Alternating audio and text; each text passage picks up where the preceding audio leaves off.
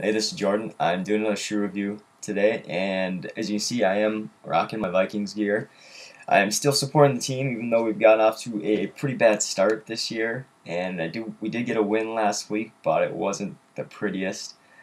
One thing I'm optimistic about is that if we do end up losing a lot of games this year, which unfortunately it kind of seems like we might, we could put ourselves in position for the Andrew Luck lottery for next year's draft. So we'll see how that goes. I'm hopeful that we'll be able to have a decent season this year, but if not, we might have some silver lining in that we can maybe get a pretty good draft pick, maybe Andrew Luck next season. So we'll see how it goes.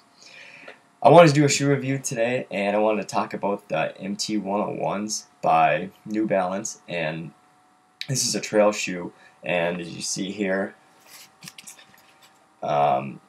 it's a pretty minimal trail shoe, and I've had a tough time finding a good trail shoe, just because I'm used to running in pretty minimalist shoes.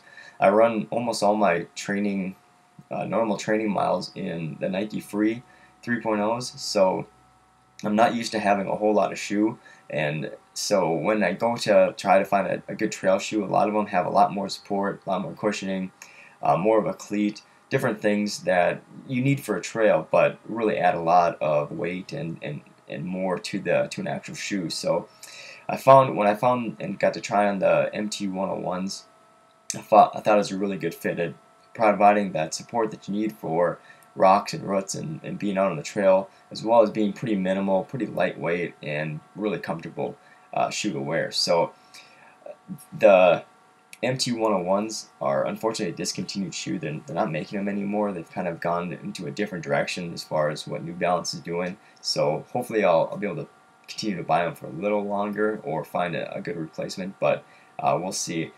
As you can see, it's a pretty minimal or a pretty normal looking shoe, and it is really minimal. It's pretty flexible. You can see there is supposed to be a rock plate here. I don't know if you can see, but that says rock stopper, and there's supposed to be like a rock plate in here, but I don't think mine got one with it because there's no rock plate in it. I ran the Superior Trail race a couple weeks ago in them, and there's definitely a lot of rocks and roots out there that I stepped on, and it didn't seem to stop a whole lot of them. So I'm not sure if mine just didn't come with a rock plate, or if that's what the rock plate is. It doesn't seem like there's much, but again, they're great shoes. They're very comfortable. Some pros to them are that they are a really minimal shoe. They're about 7.2 ounces, so they're really similar weight-wise to those Nike Frees or even like a Racing Flat. So there's not much there.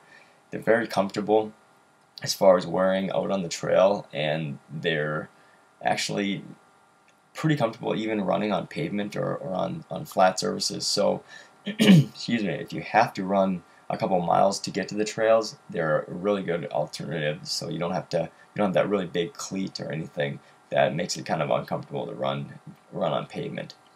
Some of the negatives about the shoe, again, that rock plate, whether my shoes are just defective or whatnot, there is not a whole lot of protection as far as stepping on sharp rocks or roots or anything, and they are really minimal as far as the upper and just in your shoe in general. So if you're out on the trails and your ankle and foot is twisting and stepping on a lot of things, it doesn't provide a ton of support relative to other shoes, but I think it's a really good shoe as far as what I'm looking for, because I want some of that protection when I'm out on the trail, but I really want it's minimal of a shoe is really I can kind of get away with. So I feel it's a really good fit for me.